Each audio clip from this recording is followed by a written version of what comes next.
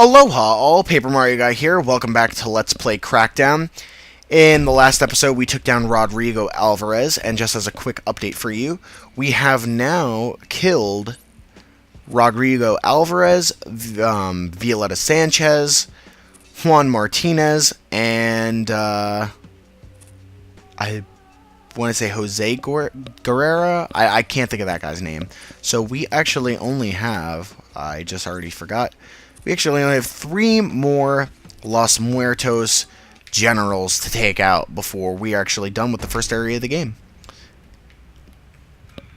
So, yeah, not the longest game. Definitely not the longest game, but thankfully they packed it full to the brim with replayability, because something that I obviously won't really be showing off because I'm playing through it on a new account for the first time, but you can actually go back and resurrect gangs with all the supply points, I believe, already unlocked, and that's really great. And there's DLC for this game that's moderately fun. It gives you more guns and vehicles to play around with, as well as a keys to the city mode where you can alter the abilities of your agent to any which way that you see fit.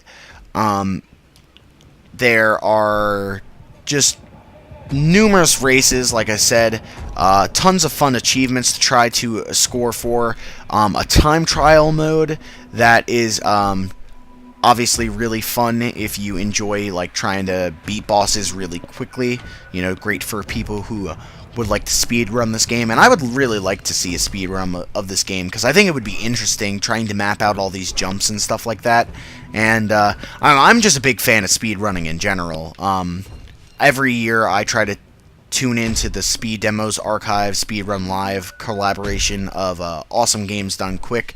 Hopefully I get to remember about speedrun, or what is it game? Awesome Games Done, no, Awesome Games Done Quick is what they do in the winter, and then I guess it's Summer Games Done Quick, which takes place, I think, in like June or something like that. But I mean, they're great donation charity events.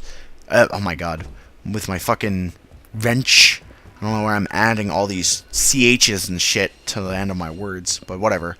But yeah, it's a great charity event with tons of great runners. Some of my favorite runners, I really enjoy watching Cosmo. He's probably the bigger runner of the people who the biggest runner of the people who go to those events. Just because of his Ocarina of Time runs that kind of went semi-viral, I guess I'd say.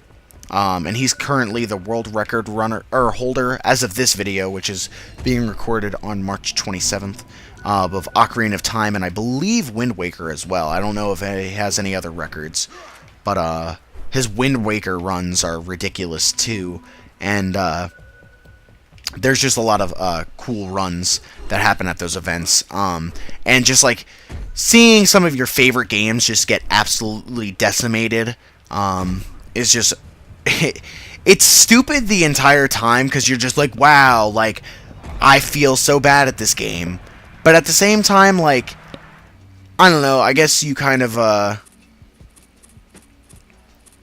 you realize that these people play these games for hundreds of hours, you know, and really master these tricks to the point of, like, muscle memory. So it kind of lightens the blow about, you know, how good they are and how bad you seem. But, yeah, I mean, some of the things that, like, you know, like, did you ever think that Ocarina of Time could be beaten in 18 minutes and 51 seconds? Well, it can.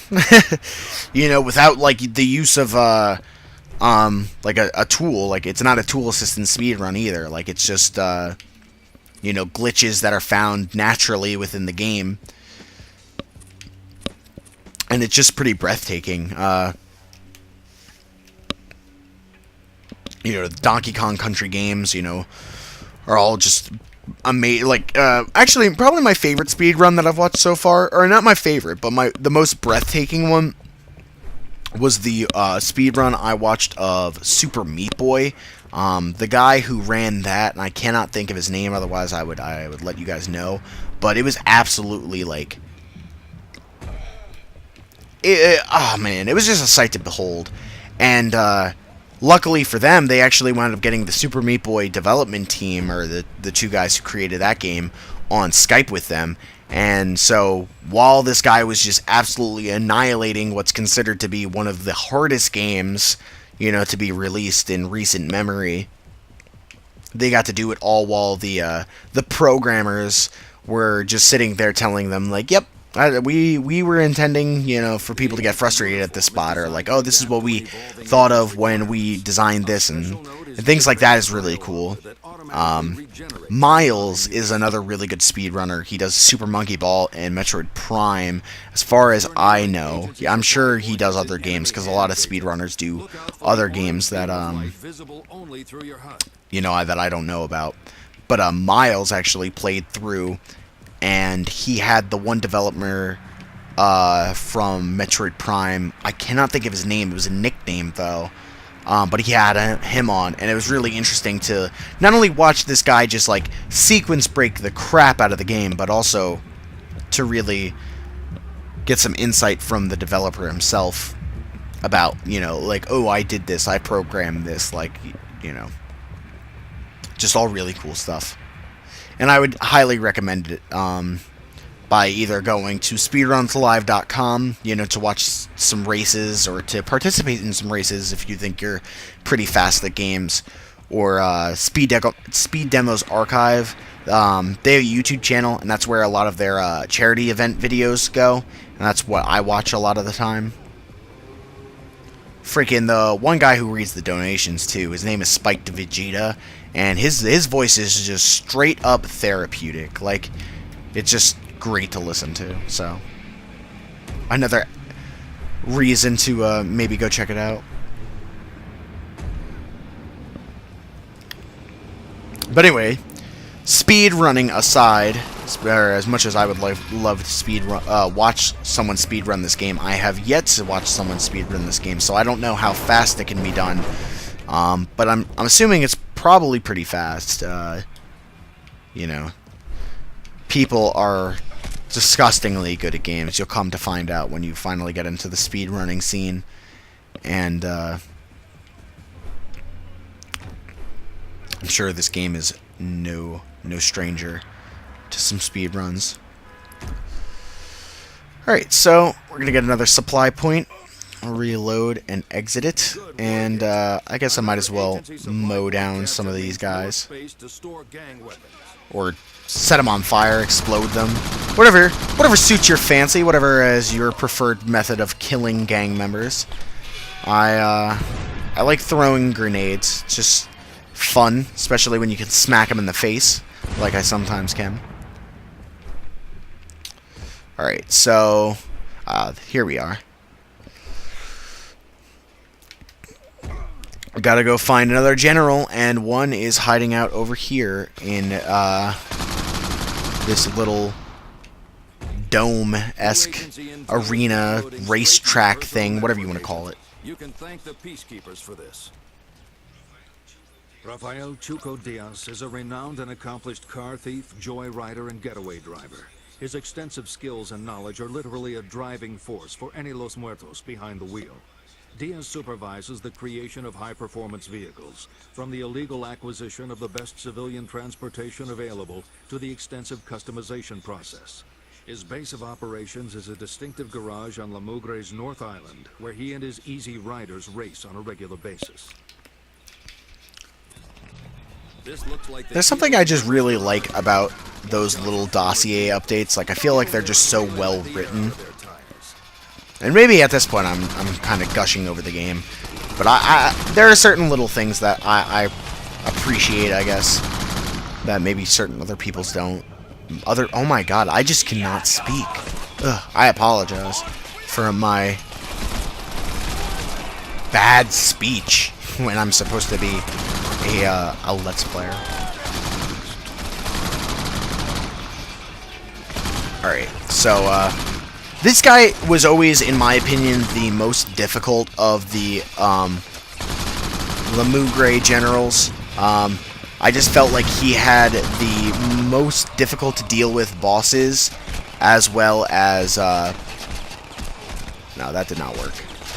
As well as just the biggest, most open area where, like, you can really just get annihilated. And there's explosive barrels and stuff like that. And I guess you're probably supposed to approach this with a vehicle, but because I'm just a badass and I just don't care, I always just rush in. Alright, I'm just wasting my grenades now. Alright, let's kill this guy quickly. I don't want to die.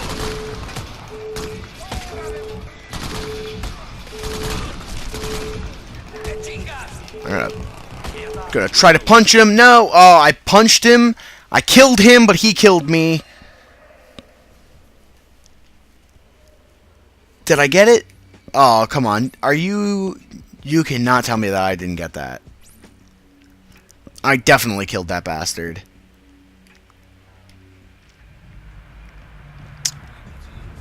Yeah, there it is. Downloading straight to your personal network, agent. You can thank the peacekeepers for this. Rafael Diaz is dead. The loss of his exacting standards means Los Muertos' choice of source vehicles is poor, and their modification substandard. This is a decisive blow for justice. You know, now that I think about it, I mean, if it wasn't for the fact that I'm sure, like, people who speedrun this game don't even worry about taking out the initial generals, but that would be a pretty solid speedrunning tactic if you did take them all out. Trying to kill them at the same time that you get killed, or, you know, somewhat close, so that way you don't have to worry about backtracking your way out of their location, and you can just continue right on moving to the next area. So that actually worked out, because hey, why not? Can you see the lighthouse? Its isolated location would be ideal for activities. Get in there and find out.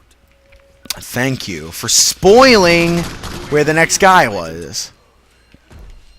Could have found that on my own.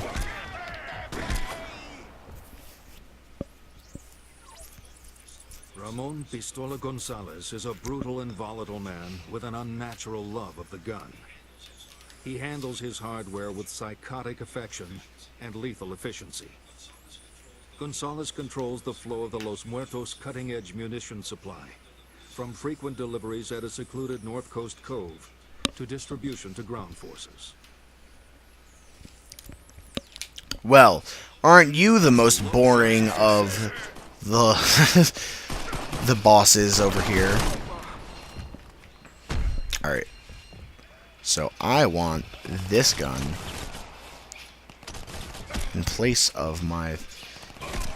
Take this gang weapon to an agency Yeah, I will. I actually will do that. to the agency armory so you can pick it up from any agency supply point in the future. Because I really like the sniper rifles in this game. They're quite fun. They have really good accuracy. And sniper rifles are just, like, usually my gun of choice. Like, I don't know.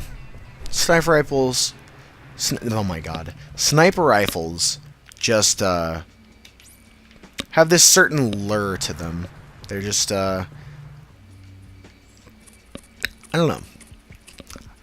I guess... I really like the Shoddy Snipes combination. I guess ever since that Halo 3 playlist, Team Snipers, and I would get a lot of Shoddy Snipes, and I gained an affinity for that combination ever since. Crouching not only helps you find cover behind smaller objects, Agent, it also helps... But I mean, really, it is the best combo, in my opinion. Just because, you know, attack them from afar... You know, and then draw them in. Alright, stop locking on to the dead motherfucker that I already killed.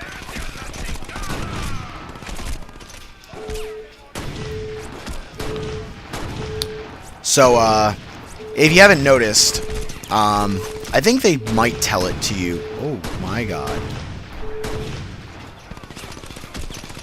That was horrible. I wasted so many of my bullets.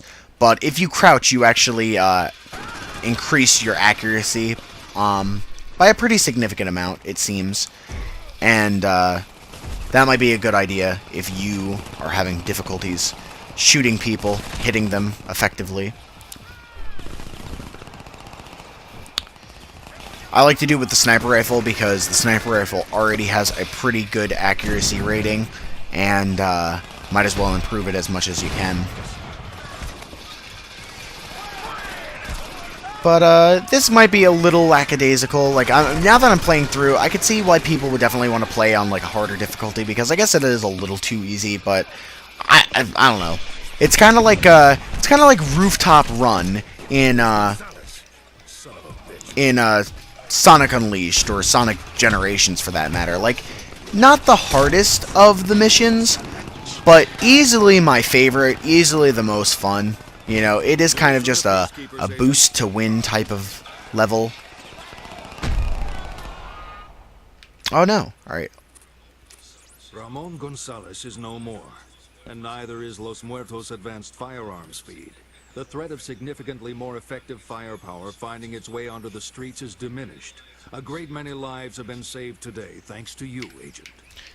Excellent. Fantastic. Updating the odds of you against the Kingpin, Agent. Agency intel reveals that Gonzalez's death has impaired the availability of extreme firepower at the Kingpin stronghold. Your projected probability of success with the removal of the Los Muertos Kingpin has now increased. Well, that's great. That is just dandy to hear. I'm very happy by that. In fact, I believe that means that we have killed all of the Kingpin's generals. Yes, we have. So now, all that is left is to take down the Kingpin himself. And we may or may not do that in the next episode. I don't know. Might dick around a little bit more, we may not.